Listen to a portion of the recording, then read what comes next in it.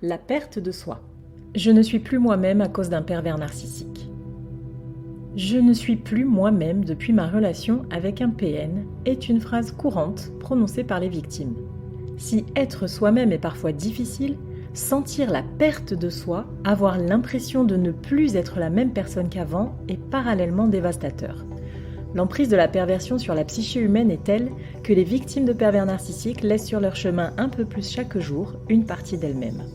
Poussées au-delà de leurs limites, elles se heurtent, s'éloignent et se perdent. Cette réflexion est tirée d'un article du site internet www.pervers-narcissique.com, dirigé par Pascal Couder, psychanalyste et psychologue clinicien, co-auteur de l'ouvrage de référence La manipulation affective dans le couple, faire face à un pervers narcissique. Depuis plus de 30 ans, Pascal Couder et son équipe de thérapeutes spécialistes des questions autour de la manipulation sentimentale prennent en charge les victimes de PN francophones partout dans le monde grâce à la vidéoconsultation. Rendez-vous sur pervers-narcissique.com pour accéder gratuitement à une multitude de ressources précieuses. D'où vient le sentiment de perte de soi ? Pour les victimes de pervers narcissiques, le quotidien est bien souvent dévastateur et destructeur. Elles vivent sans relâche les attaques psychologiques et parfois physiques du manipulateur. Les reproches fusent, les discours s'aiguisent. Le doute est semé au milieu d'un champ sans fin de culpabilité, d'humiliation, de négation de l'autre. Les victimes des pervers manipulateurs sont projetées dans un cercle de toxicité tel qu'elles sont persécutées et projetées jusqu'à l'anéantissement, la perte de soi. En somme, on pourrait imaginer ce processus comme un puzzle dont les pièces seraient éparpillées et rendues introuvables, loin de la boîte d'origine. La déperdition de soi des victimes du pervers narcissique est enclenchée. Les mois, parfois les années d'humiliation et de reproches causent un chamboulement de ces morceaux de puzzle, créant souvent une angoisse immense chez la personne manipulée par le pervers. Les paroles et les actes du manipulateur font fonction de souffles de fumée toxique, dispersant, détruisant ou masquant les fragments identitaires de sa proie. La confusion et le doute prennent place, allant parfois jusqu'à la dépersonnalisation. La question des limites individuelles. Reprenons l'image du puzzle. Chaque pièce correspond à une sphère de vous-même.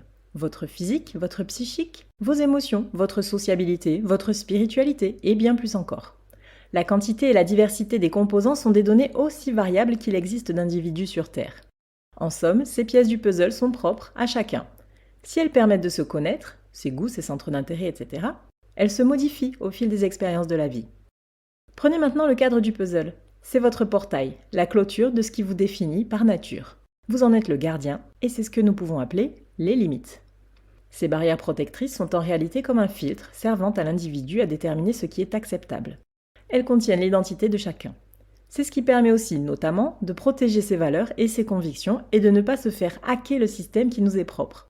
En ce sens, les limites sont un pilier clair, déterminé et déterminant dans la constitution de la personne et dans l'orientation de sa vie. Ces garde-fous sont aussi la frontière du respect dans la relation à autrui, puisqu'en définissant l'humain, ils définissent aussi la nature de ses rapports interpersonnels. La transgression des limites. Si le cadre à ne pas dépasser que nous nous fixons assure notre cohésion psychique, que se passe-t-il lorsque sa fonction protectrice est mise à mal et que l'on ne se reconnaît plus ? La brèche que le pervers narcissique élargit. La victime de PN est bien souvent lumineuse, généreuse, tournée vers les autres, empathique. Mais son ouverture aux autres est malheureusement le signe d'un cadre en déséquilibre. Le besoin d'être apprécié révèle en général une faille narcissique, véritable aimant à PN et point d'entrée de son invasion pernicieuse et destructrice. Avec sa pathologie ancrée, le prédateur sentimental est doté d'une immense faculté de lecture des blessures psychiques des autres. Ses capacités de stratège manipulateur et affabulateur sont dignes des plus grands prestidigitateurs. Lentement, patiemment, il envoûte ses victimes, les persuadant qu'elles ont rencontré le prince charmant avant de dévoiler le vampire. En effet, le pervers narcissique considère l'autre non pas comme une personne, mais comme sa chose. Son psychisme pathologique le déshumanise au point d'user de techniques manipulatoires et de violence morale pour torturer sa victime, jusqu'à faire sauter toutes les barrières mentales de celle-ci, qui ne saura même plus qui elle est vraiment. De l'envahissement d'identité à la perte de soi. La garde de la victime baisse, et le chevalier masqué, le pervers polymorphe, pénètre la forteresse. Le cadre permettant d'atteindre le puzzle est donc perméable. On pourrait aussi comparer le pervers narcissique à un hacker professionnel qui se joue des failles et des entrées du système informatique pour installer un virus de type cheval de Troie et détruire la carte mère. Sans limite pour protéger le royaume, l'intrus y déambule et sème la confusion partout où il passe. Le pervers narcissique installe le doute et l'instabilité. Il mélange, perd, casse les pièces du puzzle interne. Le phénomène de la perte de soi s'enclenche jusqu'à mener à ce triste constat. Je ne suis plus la même personne qu'avant. Le pervers narcissique, comme nous l'avons évoqué, transgresse les règles simples du respect des limites de la personne. Il s'engouffre dans les failles de ses victimes et se sert de ses fragilités pour faire preuve d'une irrépressible cruauté envers elles par ses propos et ses actes déroutants. Entre confusion et reprogrammation perverse.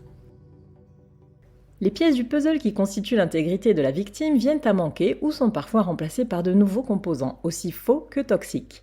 La victime du pervers narcissique se surprend à admettre l'intolérable, à adopter des points de vue opposés à ses anciennes valeurs. Elle ne sait plus qui elle est. Elle ne se sent plus la même, comme si son âme avait été corrompue. On retrouve par exemple parmi ces pièces les émotions. Les victimes sont confrontées à la manipulation de leurs ressentis. Les limites émotionnelles sont détruites, créant ainsi une confusion totale, provoquant une dissonance cognitive. Ces frontières protègent notamment l'estime de soi et par conséquent les croyances, les choix ou encore l'intimité. Les manipulations du pervers narcissique sont telles qu'elles créent un écart entre ce que sa victime était et ce qu'il lui fait entendre. Cela crée un climat perturbant, une situation d'anxiété qui alimente le sentiment de déperdition de soi, de perte de contrôle sur sa vie et le doute de soi. Le pervers narcissique outrepasse les limites de sa victime, entamant ainsi le cœur de la définition de soi. Il s'impose, s'interpose et implémente ses idées bien souvent destructrices dans l'esprit de sa victime qui ne se reconnaît plus elle-même. Comment se retrouver ? L'emprise est dévastatrice. Elle détruit et ancre en la personne qui l'a subie un état de confusion et un sentiment de perte de soi-même. Le pervers narcissique détruit l'identité de sa victime en outrepassant ses limites afin de mieux la manipuler. Il a tantôt brûlé, tantôt jeté un jet d'encre opaque sur ce qui constitue ce qu'elle est, au point qu'elle ne sait plus qui elle est vraiment.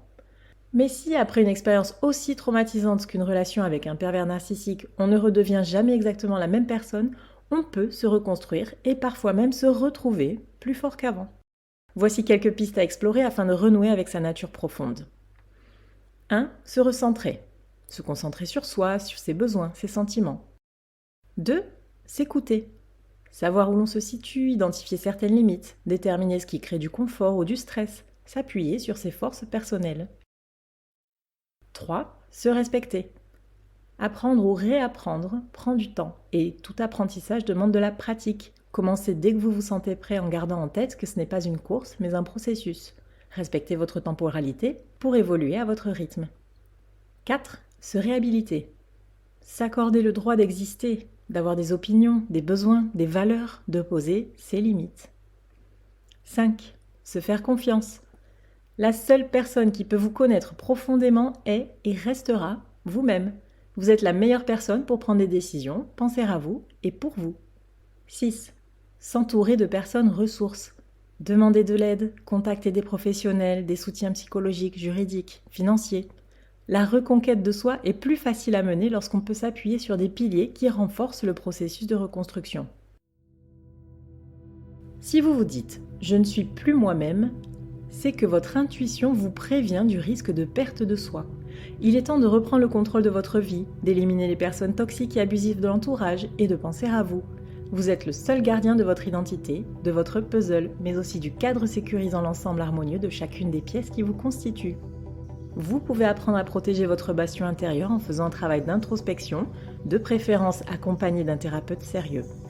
Les pervers narcissiques sont connus pour leur ténacité, et s'il vous semble difficile de résister à leurs assauts intempestifs, ne restez pas seul et faites-vous aider par des spécialistes des troubles de la perversion.